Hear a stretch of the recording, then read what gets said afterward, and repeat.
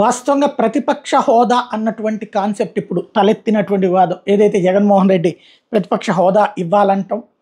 వాస్తవంగా ఆయన స్ట్రైట్గా రావడం ప్రతిపక్ష హోదా పొందారు.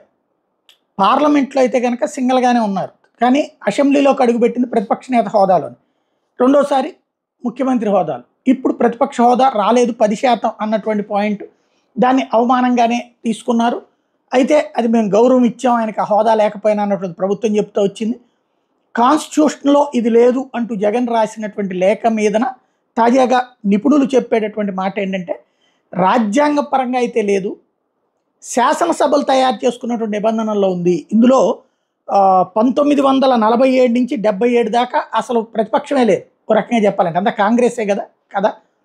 లేదు, 77లో జనతా ప్రభుత్వం వచ్చినప్పుడు ఒక విధానాన్ని తయారు చేసింది, ప్రతిపక్షానికి ఇట్లా 10% ఉండాలి అన్నటువంటిది.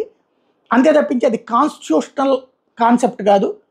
అప్పుడు పార్లమెంటరీ ప్రొసీడింగ్స్ ప్రకారం వాళ్ళకి ఎలాంటి హోదా ఇవ్వాలి ఇవన్నీ తీసుకొచ్చారు అన్నటువంటి పాయింట్ నిపుణులు చెప్తున్నటువంటి మాట. ఇది ఈ రెండిట్లో ఇక అంటే విచక్షణ మీద ఆధారపడి ఉంది, ప్రభుత్వం అధికారంలో ఉన్న వాళ్ళ విచక్షణ మీద.